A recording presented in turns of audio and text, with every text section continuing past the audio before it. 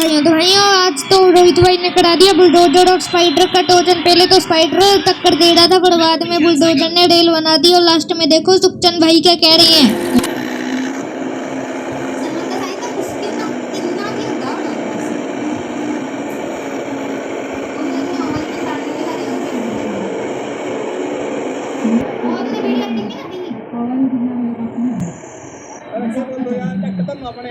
अपने तो अभी बोलते मजा आ रहा है, देखे ठंडा मौसम हो रहा है।